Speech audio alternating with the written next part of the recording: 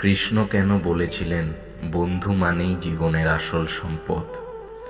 বন্ধুরা, আমরা সবাই জানি জীবনে টাকা, যশ, খ্যাতি আসতে পারে, আবার হারিয়েও যেতে পারে, কিন্তু এমন একটি সম্পদ আছে যা কখনো হারায় না, যদি আমরা সত্যিকারের মূল্য বুঝি। হ্যাঁ, আমি বলছি বন্ধুত্ব। শ্রীকৃষ্ণ নিজেই বলেছেন বন্ধু মানেই জীবনের আসল সম্পদ। কিন্তু কেন? আজ আমরা জানব কৃষ্ণের জীবনের সেই অবিশ্বাস গল্প যা আমাদের হৃদয় স্পর্শ করবে। সুদামা। বন্ধুত্ব মানে নিঃস্বার্থ ভালোবাসা। সুদামা ছিলেন কৃষ্ণের ছোটবেলার বন্ধু। তিনি ছিলেন অত্যন্ত দরিদ্র, কিন্তু কৃষ্ণের প্রতি তার ভালোবাসা ছিল বিশুদ্ধ। একদিন অভাবের তাড়নায় সুদামা কৃষ্ণের কাছে গেলেন, কিন্তু কিছু চাইতে পারলেন না। কৃষ্ণ তার বন্ধুর দুঃখ বুঝতে পারলেন এবং বিনিময়ে কিছু না নিয়ে তার জীবনের সমস্ত কষ্ট দূর করে দিলেন।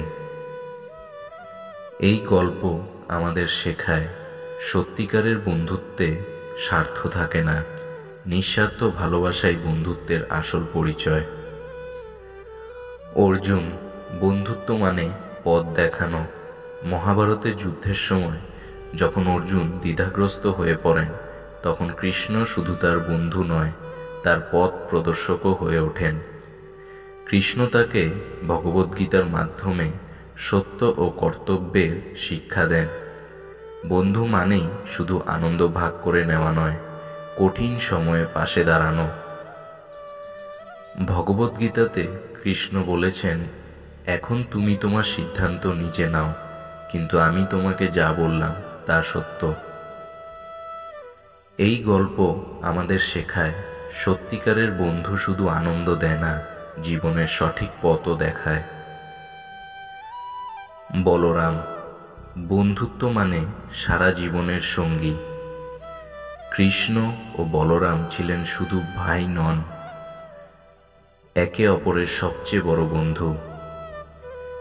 তারা সব পরিস্থিতিতে একে অপরের পাশে থেকেছেন, সুখে, দুঃখে, যুদ্ধে, শান্তিতে। আমাদের জীবনে যদি এমন একজন বন্ধু থাকে যে যে কোনো অবস্থায় পাশে থাকে, সেটাই প্রকৃত সম্পদ।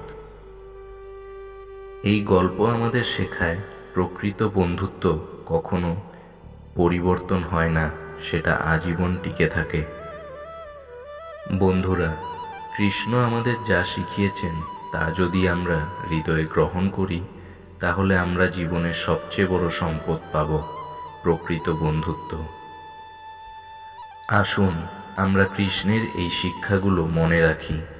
বন্ধুত্ব মানে নিঃস্বার্থ ভালোবাসা, বন্ধুত্ব মানে সঠিক পথে চালিত করা, বন্ধুত্ব মানে আজীবন পাশে থাকা। আপনাদের যদি এই গল্প ভালো লেগে থাকে, তাহলে ভিডিওটি শেয়ার করুন, যেন আরও মানুষ সত্যিকারের বন্ধুত্বের মূল্য বুঝতে পারে। কমেন্টে লিখুন, আমার প্রকৃত বন্ধুকে আমি ভালোবাসি। হরে কৃষ্ণ।